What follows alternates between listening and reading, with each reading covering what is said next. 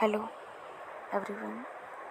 मेरा फेज़ 13 का एग्ज़ाम कल 30 जुलाई सेकंड शिफ्ट में था, जो 1:30 वाली शिफ्ट होती है। उसका जीके का रिव्यू मैं आज डाल रही हूँ। मेरी शिफ्ट में जो जीके का क्वेश्चन था वो ये सारा था।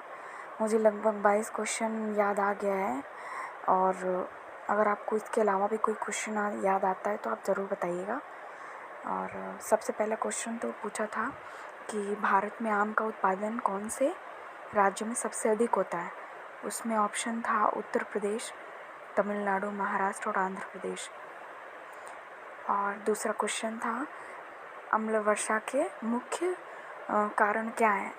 तो उसमें गैस दिया था SO2, NO2, क्लोरोफ्लोरोकार्बन और ये सब। तो ये था। तीसरा था गांधी जी के ऊपर था कि प्रवासी भारतीय दिवस किस लिए मनाया जाता है, किसके वापस आने पर। तो उसमें एक ऑप्शन था गांधी जी, तो ये तो सही होगा क्योंकि वो जब वापस लौटे थे तब प्रवासी भारतीय दिवस मनाया जाता है। और चौथा क्वेश्चन था कि दूसरा जो पंचवर्षीय योजना था वो किसके मॉडल पर आधारित था। तो महालनोबिस। अगला क्वेश्चन था कि ब्रिक्स देशों के समूह में कौन से देश में सोने का उत्पादन सबसे अधिक होता है। तो इसमें ऑप्शन था रूस, ब्राज़ील, साउथ अफ्रीका और एक और था देश, अमेरिका शायद था। रूस, इसका याद नहीं आ रहा है एग्जैक्ट अभी, और अगले बताते हैं अभी लास्ट में अगर याद आता है तो ऑप्शन। अगला था CWG कॉमनवेल्थ गेम 2022 में कुश्ती में भारत ने कितने गोल्ड मेडल जीते। तो इसका आंसर शायद 6 होगा, शायद 6। और अगला था कि राज्य सूची के विषय पर संसद कब कानून बना सकती है, किस कंडीशन में। तो ऑप्शन ऐसे था, मतलब अध्यादेश जब राष्ट्रपति जारी करते हैं या वित्तीय आपातकाल होता है, ऐसा करके ऑप्शन था। अगला क्वेश्चन था पूरा वो हड़प्पा सभ्यता से समथिंग था कि ऐसे टेबल बना हुआ था, उसको मैच द फॉलोइंग था कि A का 3, B का 2 ऐसे वाला। मृद भांड, भूरे बर्तन और पता नहीं क्या उत्तर भारत का मैदान, ये सब था। इसको तो मैंने स्किप कर दिया। अगला क्वेश्चन था हैप्पीनेस इंडेक्स जो होता है उसमें मापदंड निम्न में से कौन सा है शायद ऐसे ही था कि कौन सा मापदंड है, कौन सा फैक्टर है। ठीक है। अगला था व्यापार संतुलन, मांग पूर्ति, ऐसा करके स्टेटमेंट बेस्ड था इकोनॉमिक का क्वेश्चन। 2 स्टेटमेंट था, छोटा ही था, ज़्यादा बड़ा नहीं था। अगला क्वेश्चन था बजट घाटा पे। बजट घाटा को और क्या कहते हैं, जैसे प्राथमिक घाटा, राजकोषीय घाटा, राजस्व घाटा, क्या कहते हैं। तो इसका तो शायद फिस्कल डेफिसिट हुआ। अगला क्वेश्चन था कि गांधार कला को और किस नाम से जाना जाता है। तो उसमें ऑप्शन में था फारसी, मुग़ल, ग्रीक। तो इसका आंसर तो शायद ग्रीक होगा। अगला, पृथ्वी में मौसम जो बदलता है वो किसके कारण होता है। तो उसमें ऑप्शन था घूर्णन और टिल्टेड टुवर्ड सन, ये सब था कि पृथ्वी का अपने अक्ष पे झुके होना, ये सब।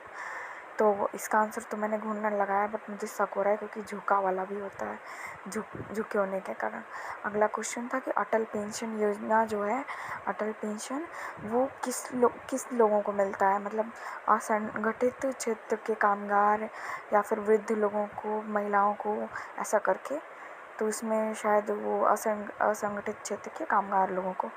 अगला क्वेश्चन IMEC से था, का उद्देश्य क्या है। जैसे इंटर मेडिएटेड ऐसे करके कुछ इकोनॉमिक कनेक्शन ऐसे करके कुछ एक होता है, इसका फुल फॉर्म आप लोग देख लीजिएगा गूगल पे। तो इसका उद्देश्य में ऑप्शन एक था कि यूरोपियन कनेक्टेड ना, तो मतलब उत्तर ऐसे मध्य भारत से कनेक्टिविटी बढ़ेगी, लागत घटेगा। तो ऐसा करके ऑप्शन था, अच्छा मतलब दिख रहा था, तो वो सही लग रहा था उद्देश्य के लिए, थोड़ा पॉजिटिव था। अगला क्वेश्चन था रविन्द्रनाथ ठाकुर ने क्या लिखा है इनमें से। तो गीतांजलि, ये तो इजी था। अगला क्वेश्चन था कि सात्विक साईराज और चिराग शेट्टी कौन से टूर्नामेंट में जीते हैं? ये तो पता था कि बैडमिंटन, बट उसमें ऑप्शन में था कि कौन सा बैडमिंटन, मतलब विश्व स्तर पे बैडमिंटन की, नेशनल बैडमिंटन की, गोल्ड मेडल, कांस्य की, रजत, पता नहीं क्या क्या था, तो ये छोड़ दिए। अगला था होली का त्यौहार जो है वो कौन से त्यौहार को मतलब कहा जाता है, कैसा त्यौहार हो, तो रंगों का त्यौहार। अगला क्वेश्चन, प्रत्यावर्ती धारा से रिलेटेड कुछ था, किस सिद्धांत पर काम करता है, तो इसको भी मतलब मैंने छोड़ दिया, इसे देखा नहीं, लंबा सा सेंटेंस था। अगला क्वेश्चन था सार्क देश से संबंधित कुछ था, स्टेटमेंट था, थोड़ा हार्ड था, 2 लाइन का था, उसको भी मैंने छोड़ दिया। उपग्रह सा स्टेटमेंट था कि कौन सा उपग्रह मतलब लॉन्च किया है।